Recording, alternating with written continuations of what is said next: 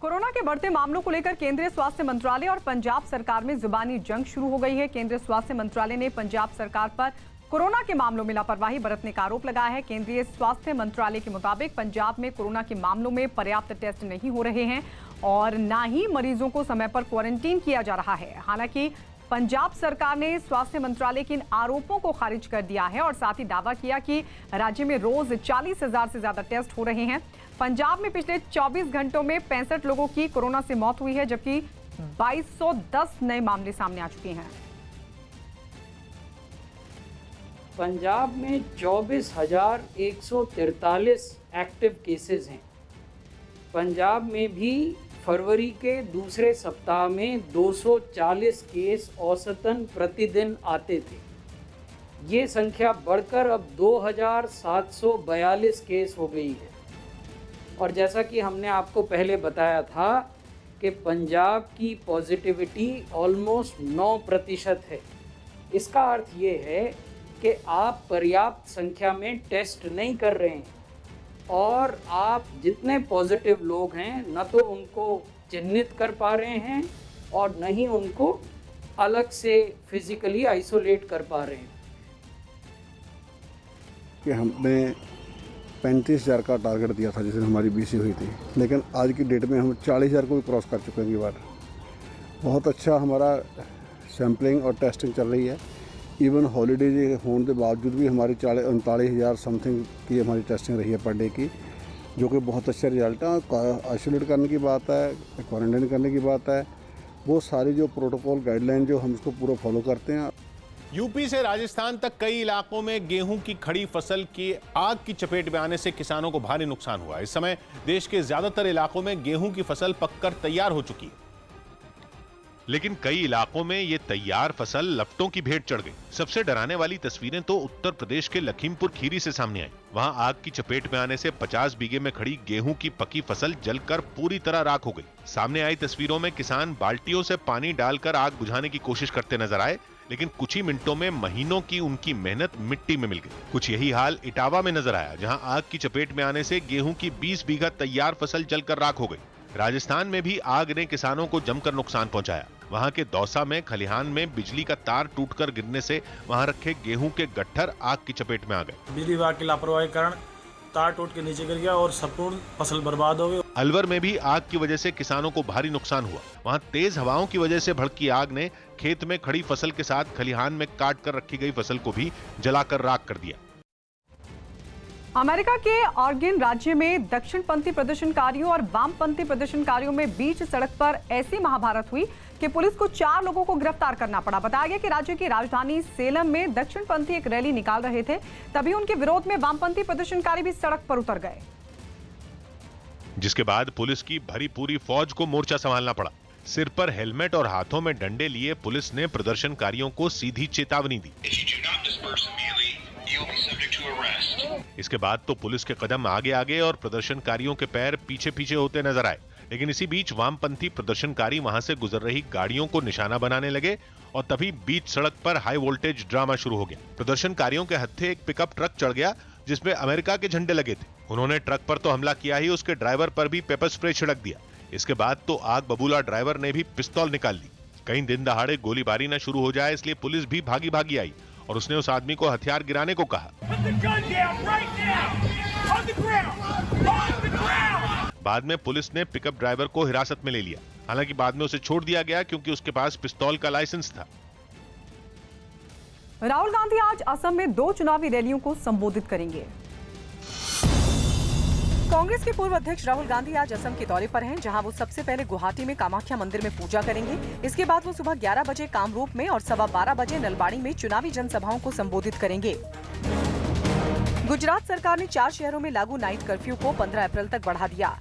अहमदाबाद, सूरत, वडोदरा और राजकोट में लागू नाइट कर्फ्यू अब 15 अप्रैल तक रात 9 बजे से सुबह 6 बजे तक लागू रहेगा। उत्तर प्रदेश के मुख्यमंत्री योगी आदित्यनाथ आज तमिलनाडु के पलियमकुलम में सुबह करीब 11:30 बजे बाइक रैली को हरी झंडी दिखाएंगे। इसके बाद वो करीब 1 बजे थेरनिलाई थेडल में और दोपहर करीब 3:30 बजे विरुदुनगर में रैली करेंगे। अगले दिन यानी 1 अप्रैल को सीएम योगी केरल जाएंगे, जहां वो 3 रोड शो और 2 चुनावी जनसभा को संबोधित करेंगे। महाराष्ट्र में पिछले 24 घंटों में कोरोना के करीब 28,000 मरीज सामने आए, जबकि इस महामारी की वजह से वहां 139 लोगों की मौत हो गई। केंद्रीय मंत्री स्मृति ईरानी आज पश्चिम बंगाल में 4 चुनावी रैली करेंगी। उनकी पहली रैली सुबह 11 बजे हावड़ा जिले के श्यामपुर और दूसरी रैली दोपहर करीब 12:30 बजे बागनान में होगी। इसके बाद दोपहर 2 बजे वो दक्षिण 24 परगना जिले के मंदिर बाजार में और दोपहर करीब 3:30 बजे हुगली जिले के तारकेश्वर में चुनावी जनसभा को संबोधित करेंगी। कोरोना के बढ़ते खतरे को देखते हुए महाराष्ट्र सरकार 10वीं और 12वीं की बोर्ड परीक्षाओं को छोड़कर सभी क्लास के बच्चों को पास करने पर विचार कर रही है। खबर है कि अगले 1 या 2 दिनों में इसकी घोषणा की जा सकती है। जर्मनी के लूनेन से हैरान करने वाली एक तस्वीर सामने आई, जहां 70 साल से भी ज्यादा पुराने एक पावर प्लांट को ढहा दिया गया। 1938 में बने इस पावर प्लांट को पिछले साल जून में बंद कर दिया गया था और अब इसे विस्फोट के जरिए ढहा दिया गया। 230 फीट ऊंचे इस बॉयलर को गिराने के बाद वहां कई साल से खड़ी 800 फीट ऊंची चिमनी को भी धमाका कर चंद सेकंड में जमींदोज कर दिया गया। यही हाल 350 फीट ऊंचे इस कूलिंग टावर का भी हुआ और पल भर में उसका भी नामोनिशान मिट गया। इस पूरी कार्रवाई के दौरान वहां धूल और धुएं का गुबार उठता दिखाई दिया, जिसने पूरे इलाके को ढक लिया।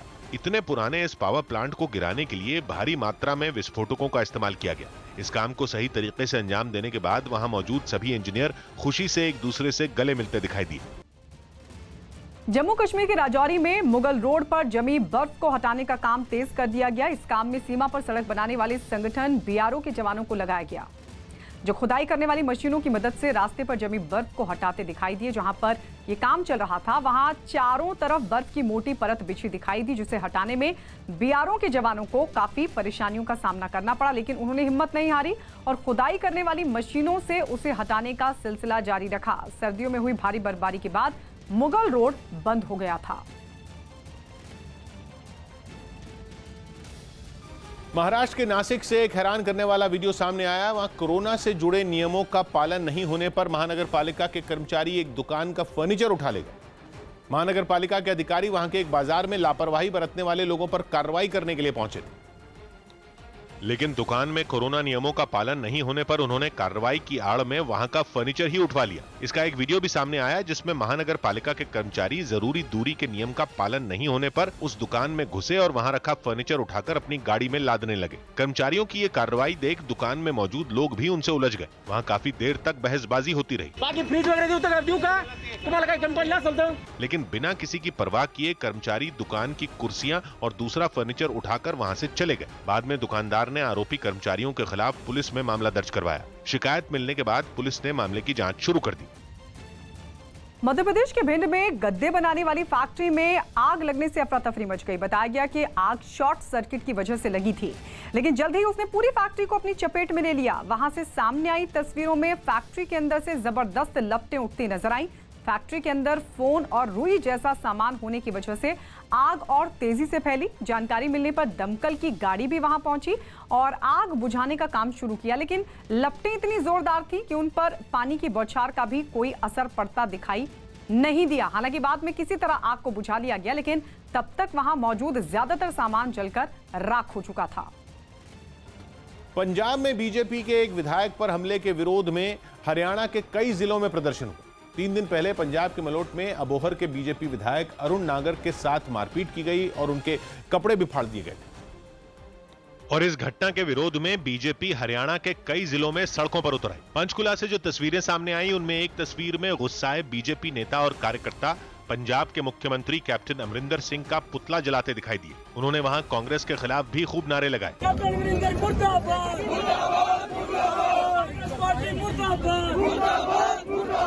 बीजेपी ने इस घटना के लिए कांग्रेस को जिम्मेदार ठहराया और पंजाब सरकार के इस्तीफे की मांग की। जिन लोगों ने ये काम किया है उनके खिलाफ सख्त से सख्त कार्रवाई होनी चाहिए और उनको जेल के अंदर बंद करना चाहिए। इससे पहले प्रदर्शनकारियों ने पंचकुला के कई इलाकों में नारेबाजी करते हुए जुलूस निकाला। बीजेपी के सैकड़ों कार्यकर्ता इस जुलूस में शामिल हुए। ऐसी ही तस्वीरें हरियाणा के कई जिलों से सामने आई। केंद्र सरकार ने दावा किया कि सीरम इंस्टीट्यूट में बनी कोविशील्ड वैक्सीन पूरी तरह सुरक्षित है। न्यूज 18 के रवि सिंह की रिपोर्ट है कि केंद्र सरकार ने लोगों से अफवाहों पर ध्यान न देने की अपील करते हुए कोविशील्ड वैक्सीन को पूरी तरीके से सुरक्षित बताया और ये दावा किया कि सीरम इंस्टीट्यूट में बनी ये वैक्सीन कोरोना वायरस पर 76% तक असरदार है। साथ ही ये भी दावा किया गया कि देश में कहीं भी कोविशील्ड वैक्सीन लगने के बाद खून के थक्के जमने की शिकायत नहीं मिली है। केंद्रीय स्वास्थ्य मंत्री डॉक्टर हर्षवर्धन ने लोगों से अपील भी की कि 1 अप्रैल से 45 साल की उम्र से ऊपर वाले सभी लोग बिना किसी डर के वैक्सीन लगवाएं। दोनों वैक्सीन्स पूरी तरह से सेफ हैं। बहुत सारे लोगों को इन विषयों के बारे में अभी भी डाउट है। आप इस संदर्भ में वैज्ञानिकों की बात को सुनो। सोशल मीडिया पर और व्हाट्सएप यूनिवर्सिटी के अंदर जो बातें चलती हैं उन पर कतई विश्वास ना करें। महाराष्ट्र के नासिक में बाजार में जाने के लिए जेब ढीली करनी पड़ेगी। कोरोना को फैलने से रोकने के लिए महाराष्ट्र के नासिक में पुलिस कमिश्नर ने एक अनोखा आदेश जारी किया। अब वहां बाजारों में एंट्री करने के लिए भी लोगों से फीस वसूली जाएगी ताकि वहां भीड़ भाड़ कम की जा सके। यहाँ आने वाले हर इंसान से 5 रुपए की रसीद यहाँ पर काटी जा रही है। यह 5 रुपए लिए जा रहे हैं। यह मार्केट में आपको काम है उसलिए। सिर्फ इतना ही नहीं, अगर कोई शख्स 1 घंटे से ज्यादा बाजार में रुका तो उससे 500 रुपए का जुर्माना भी वसूला जाएगा। इस नियम पर लोगों की राय भी बटी हुई नजर आई। कोरोना को काबू में लाने के लिए तो सही है, 1 घंटे में काम नहीं हो सकता। वहीं पुलिस ने बाजारों में भीड़ पर काबू पाने के लिए नए नियम को जरूरी बताया। भीड़ के ऊपर नियंत्रण होना चाहिए, उसके ऊपर मर्यादा होना चाहिए ताकि कोरोना का प्रादुर्भाव ज्यादा ना हो। सेना ने जम्मू कश्मीर के शोपियां में एक शतरंज प्रतियोगिता का आयोजन किया। इस प्रतियोगिता में शोपियां और पुलवामा जिले के 55 स्कूलों के करीब 600 छात्रों ने हिस्सा लिया। दिल्ली के शाहदरा में कुछ पुलिस वालों पर जलती होलिका के ऊपर पानी डालने का आरोप लगा। हालांकि शाहदरा जिले के डीसीपी ने पुलिस पर लगे इन आरोपों को गलत बताया और दावा किया कि पुलिस सिर्फ कोरोना नियमों का पालन करवा रही थी। ब्रिटेन की कंडे नस्ट ट्रैवलर मैगजीन ने गुजरात के स्टैच्यू ऑफ यूनिटी को बेस्ट वेडिंग डेस्टिनेशंस की सूची यानी शादी करने की शानदार जगहों में शामिल किया। It is a proud moment for Gujarat. It is a proud moment for statue of unity. Nandigram में चुनाव प्रचार के आखिरी दिन एक महिला के बलात्कार की घटना सामने आई। सोशल मीडिया पर बंगाल बीजेपी ने आरोप लगाया कि पति के बीजेपी कार्यकर्ता होने की वजह से 24 साल की महिला का बलात्कार किया गया। गृह मंत्री अमित शाह ने भी महिला सुरक्षा पर ममता बनर्जी से सवाल पूछ लिया। बलात्कार करने वाले आपके निवास से 5 किलोमीटर दूर आपकी उपस्थिति में जब आप नंदीग्राम में हो, जब बलात्कार करते हैं तो बंगाल में महिलाओं की सुरक्षा का क्या हो? घटना तब हुई जब ममता बनर्जी खुद नंदीग्राम में ही डेरा डाले हुए हैं। इसलिए टीएमसी का पक्ष रखने के लिए नुसरत जहां ने मोर्चा संभाला और ट्वीट कर आरोपों को बेबुनियाद बताया। महाराष्ट्र के नासिक में कोरोना नियमों का पालन कराने के लिए पुलिस ने एक अनोखी पहल शुरू की है। नासिक में मार्केट के भीतर जाने के लिए पुलिस ने 5 रुपए का टोकन लेने का सिस्टम शुरू किया है। इस टोकन को लेने के बाद मार्केट में 1 घंटे की खरीदारी का समय दिया जाता है। पुलिस का दावा है कि इस नियम से मार्केट में सोशल डिस्टेंसिंग समेत कोरोना नियमों का पालन कराना आसान हो रहा है और लोगों को कोरोना जैसी महामारी से बचाने में मदद मिल रही है। नासिक पुलिस कमिश्नर के मुताबिक महज 5 रुपए का टोकन लगाकर अगर बाजार में भीड़ कम की जा सकती है तो ये कारगर कदम होगा। लॉकडाउन जो के बदले में ये 5 रुपए जो है वो कुछ भी कीमत नहीं है। यदि लॉकडाउन हो जाएगा तो करोड़ों करोड़ों का नुकसान होगा और उसके बदले में यदि लोगों ने सहकार्य किया और 5 रुपए जो है वो शुल्क फी भर करके यदि शहर को लॉकडाउन से बचा लिया, मुझको लगेगा कि हम बहुत फायदे में, ये सौदा बहुत फायदे का था। बीजेपी के कब्जे वाले उत्तरी दिल्ली नगर निगम की बैठक में आम आदमी पार्टी की पार्षद गुड्डी देवी केरोसिन से भरी बोतल लेकर पहुंची और खूब हंगामा किया। पार्षद गुड्डी देवी ने आरोप लगाया कि उनके वार्ड में सफाई कर्मियों की तैनाती नहीं की जा रही और अपनी बात मेयर तक पहुंचाने के लिए वो भरे सदन में केरोसिन से भरी बोतल लेकर आत्मदाह की धमकी देने लगी। आम आदमी पार्टी की पार्षद गुड्डी देवी का ये कदम देख सदन में मौजूद बाकी पार्षद हक्के बक्के रह गए। अपने आप को खत्म कर दूंगी। आगे की लाइन में बैठे कुछ पार्षद तो फौरन अपनी जगह पर खड़े हो गए, जबकि एक आदमी गुड्डी देवी के पास पहुंचा और उनसे केरोसिन से भरी बोतल छीनने की कोशिश की, मगर उसे कामयाबी नहीं मिली। गुस्से से तमतमाई आम आदमी पार्टी की पार्षद ने सफाई कर्मियों की तैनाती के मुद्दे पर मेयर को खूब खरी खोटी सुनाई। अगला टारगेट कमिश्नर ऑफिस होगा, मेयर साहब आप होंगे अगर मेरे सफाई कर्मचारी एक दिन में मुझे नहीं मिले। हालांकि मेयर जयप्रकाश ने पार्षद के इस तरीके को गलत बताते हुए उन्हें समझाने की कोशिश की, जिसका कोई असर नहीं हुआ। इसी हंगामे के बीच 2 महिला पार्षद भी उनके पास पहुंची और किसी तरह उनको शांत करवाया। कृषि सुधार कानून पर बनी कमेटी ने सुप्रीम कोर्ट को अपनी रिपोर्ट सौंप दी है। न्यूज 18 के एहतेशाम खान की रिपोर्ट है। 3 सदस्यों वाली इस कमेटी ने सुप्रीम कोर्ट को यह रिपोर्ट 19 मार्च को ही सौंपी। खबर है कि कई किसान संगठनों और जानकारों से बात करने के बाद इस रिपोर्ट को तैयार किया गया। इस कमेटी का गठन सुप्रीम कोर्ट ने कृषि सुधार कानूनों पर निष्पक्ष राय लेने के लिए किया था, ताकि उन कानूनों की समीक्षा कर किसानों की आशंकाओं को दूर किया जा सके। अमेरिका के न्यूयॉर्क से हैरान करने वाली एक तस्वीर सामने आई, जहां एशियाई मूल के एक आदमी के साथ मेट्रो ट्रेन में मारपीट की गई। वहां पहले से ही एशियाई मूल के लोग अपने साथ हो रहे भेदभाव के खिलाफ प्रदर्शन कर रहे हैं, और अब इस वीडियो के सामने आने के बाद मामला और गर्मा गया। वायरल वीडियो में अमेरिकी मूल का एक अफ्रीकी नागरिक एशियाई मूल के आदमी को बड़ी बेरहमी से पीटता दिखाई दिया। वो उस पर घूंसे और थप्पड़ बरसाता नजर आया। इस दौरान मार खा रहा आदमी भी खुद के बचाव में उससे भिड़ गया। इस वीडियो को देखने के बाद वहां के लोगों ने इस घटना की काफी निंदा की। मामला सामने आने के बाद एशियाई मूल के कुछ लोग इसके खिलाफ सड़कों पर उतर आए और प्रदर्शन करने लगे। विवाद बढ़ता देख न्यूयॉर्क की पुलिस वीडियो में दिख रहे आरोपी की तलाश में जुट गई। मुंबई के पूर्व पुलिस कमिश्नर परमबीर सिंह की याचिका पर आज बॉम्बे हाईकोर्ट में सुनवाई होगी। परमबीर सिंह ने अपनी याचिका में महाराष्ट्र के गृह मंत्री अनिल देशमुख पर भ्रष्टाचार के गंभीर आरोप लगाए हैं और साथ ही पूरे मामले की सीबीआई से जांच कराने की मांग की है। इसी मामले में 2 और जनहित याचिकाएं बॉम्बे हाईकोर्ट में दाखिल हुई हैं। परमबीर सिंह ने अनिल देशमुख पर हर महीने पब और बार से 100 करोड़ रुपए उगाही का दबाव बनाने का आरोप लगाया है। साथ ही याचिका में परमबीर सिंह ने मुंबई पुलिस कमिश्नर के पद से ट्रांसफर किए जाने को भी चुनौती दी है। दिल्ली के अस्पतालों में कोरोना मरीजों के लिए बिस्तरों की संख्या बढ़ाई गई। दिल्ली सरकार ने कुछ अस्पतालों में कोरोना के मरीजों के लिए रिजर्व बिस्तरों की संख्या बढ़ा दी। लगातार बढ़ रहे कोरोना खतरे की वजह से यह कदम उठाया गया। गुजरात में घनश्याम सुदानी नाम के एथलीट ने राम मंदिर के लिए 1800 किलोमीटर की दौड़ शुरू की।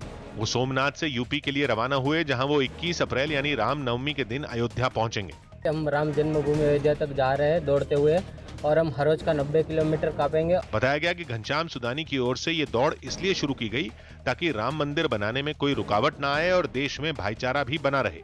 1800 किलोमीटर की ये दौड़ है और जिसके अंदर हम 3 स्टेट कवर करेंगे, जिसमें हमारा गुजरात है, मध्य प्रदेश है और उत्तर प्रदेश है।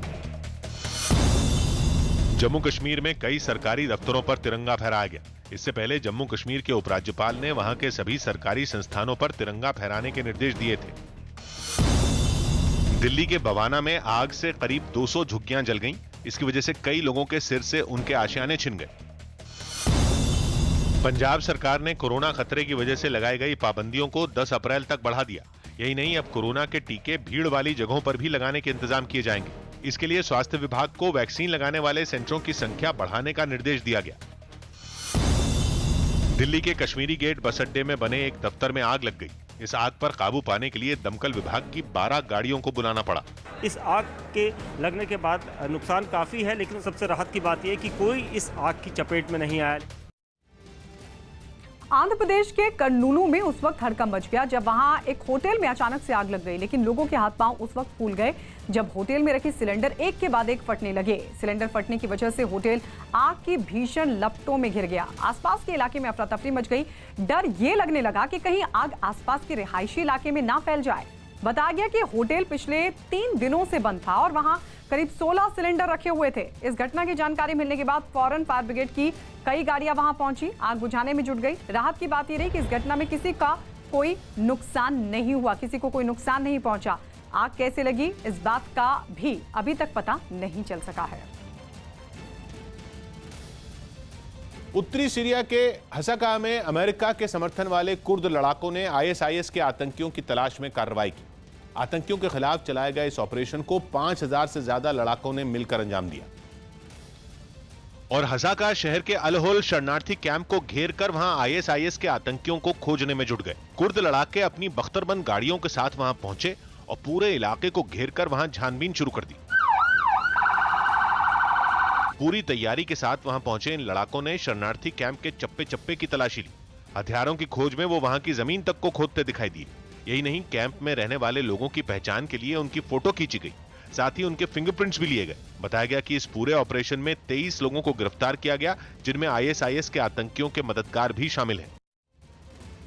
महाराष्ट्र में लगातार बढ़ते कोरोना के बेकाबू होते हालात से निपटने के लिए मुख्यमंत्री उद्धव ठाकरे ने दोबारा लॉकडाउन लगाने के संकेत दिए हैं, जिसके बाद महाविकास अघाड़ी सरकार में शामिल दलों के बीच खुलकर मतभेद निकलकर सामने आए। सबसे ज्यादा एनसीपी ने राज्य में लॉकडाउन लगाने का विरोध किया। इसके बाद अब सरकार में शामिल कांग्रेस ने आम लोगों की परेशानियों का हवाला देते हुए दोबारा लॉकडाउन लगाने पर अपनी आंखें टेढ़ी कर ली। राज्य में दोबारा लॉकडाउन लगाने का बीजेपी और राज ठाकरे की पार्टी एमएनएस भी विरोध कर रही है। एमएनएस ने तो लॉकडाउन और नाइट कर्फ्यू को सरकार की नाकामियों से जोड़ दिया। महाराष्ट्र सरकार एक बार फिर से पूरे राज्य में लॉकडाउन करने का संकेत दे रही है, लेकिन तमाम जो विरोध हो रहा है कि लॉकडाउन नहीं होना चाहिए, इस पर बात करने के लिए मेरे साथ मनसे के नेता संदीप देशपांडे जी हैं। संदीप देशपांडे जी, एक बार फिर से जो है जिस तरह से केसेज महाराष्ट्र में बढ़ रहे हैं, 60% केसेज आ रहे हैं।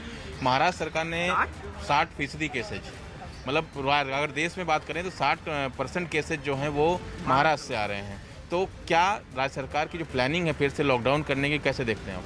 देखिए, ऐसा है कि इसका कोई साइंटिफिक बेस है नहीं। लास्ट ईयर 23 मार्च को महाराष्ट्र में पहली बार लॉकडाउन हुआ था। उसके बाद केस कम हुए क्या? अप्रैल में केस बढ़े, मई में केस बढ़े, जून में बढ़े, अगस्त में बढ़े। जब लॉकडाउन खुलने की प्रक्रिया चालू हुई तब केसेस कम हुए। तो लॉकडाउन से केसेस कम होते हैं, इसका कोई साइंटिफिक बेस है नहीं। और तभी लॉकडाउन क्यों लगाया गया था?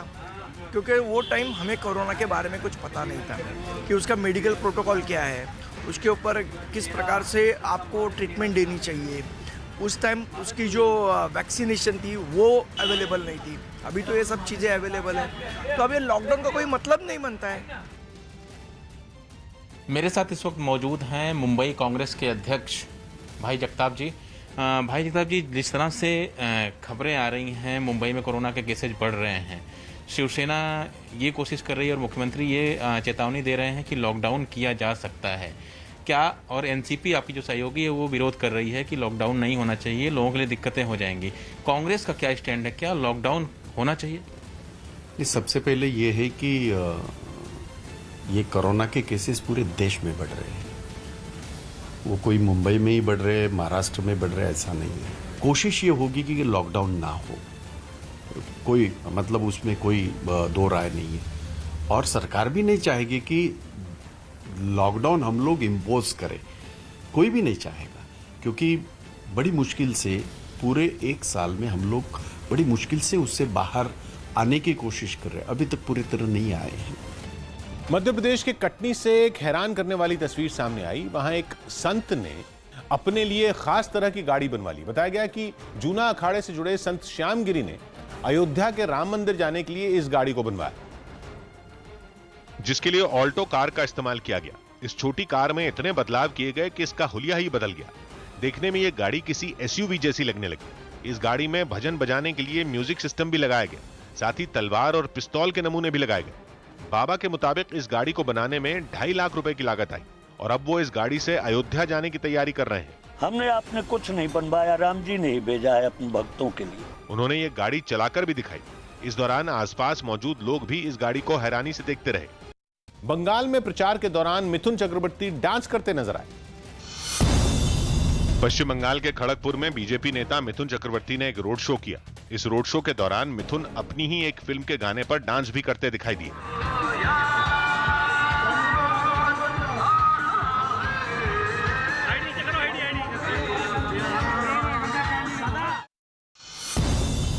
गुजरात में कोरोना की वैक्सीन लगाने का अभियान तेज कर दिया गया, जिसके तहत अब कुछ इलाकों में घर घर जाकर लोगों को कोरोना का टीका लगाया जा रहा है, क्योंकि पहाड़ी इलाका होने की वजह से वहां के लोग कोरोना वैक्सीन के लिए बने केंद्रों तक नहीं पहुंच पा रहे। लोग दूर दूर तक गांव में फैले हुए रहते हैं और ऐसे अमुक जगह है जहां पे गाड़ी वाहन जाने का तकलीफ होता है। बताया गया कि इस तरह के इलाकों में 50% से ज्यादा वरिष्ठ नागरिकों को कोरोना वैक्सीन लगाई जा चुकी है। प्रधानमंत्री मोदी की जिंदगी पर इंडिया इन माय वेन्स नाम की एक फिल्म बन रही है। लखनऊ में पूजा के साथ इस फिल्म की शुरुआत हो गई। इस दौरान यूपी के कानून मंत्री ब्रिजेश पाठक और अभिनेता रजा मुराद समेत कई हस्तियां मौजूद रहीं। जम्मू कश्मीर के सोपोर में आतंकी हमले में घायल बीजेपी पार्षद शमसुद्दीन पीर ने अस्पताल में दम तोड़ दिया। एक दिन पहले आतंकियों ने निगम दफ्तर में चल रही बैठक के दौरान यह हमला कर दिया था। इसमें बीजेपी पार्षद रियाज अहमद पीर और एक पुलिस वाले की गोली मारकर हत्या कर दी गई थी, जबकि शमसुद्दीन घायल हो गए थे। मनसुख हिरेन मौत मामले में एनआईए ने उस कार को अपने कब्जे में ले लिया जिसे महाराष्ट्र एटीएस ने दमन से सीज किया था। कुछ दिन पहले कोर्ट के आदेश के बाद एटीएस ने इस केस को एनआईए के हवाले कर दिया था। नेपाल के काठमांडू में बढ़ते वायु प्रदूषण की वजह से शुक्रवार तक स्कूलों को बंद कर दिया गया। इसके अलावा लोगों से बिना वजह घरों से बाहर नहीं निकलने की अपील की गई। मध्य प्रदेश के शाहजहांपुर से एक हैरान कर देने वाला वीडियो सामने आया। वहां कुछ लोगों ने एक पुरानी परंपरा को मानते हुए धधकते अंगारों पर दौड़ लगाई। बताया गया कि अपनी मन्नत पूरी करने के लिए लोगों ने इस परंपरा को निभाया और नंगे पैर ही जलते हुए अंगारों के ऊपर दौड़ लगाई। हालांकि आग की लपटों के बीच चलना मुश्किल भरा था, लेकिन इसके बावजूद कई लोगों ने ऐसा किया। इस परंपरा को निभाने के लिए वहां लंबी कतार लगी थी, जिसमें कुछ बच्चे भी शामिल थे। और जैसे ही आग पर चलने का सिलसिला शुरू हुआ, वो भी इस आग के ऊपर दौड़ लगाते नजर आए। लोगों का हौसला बना रहे, इसके लिए वहां मौजूद भीड़ ने जयकारे भी लगाए।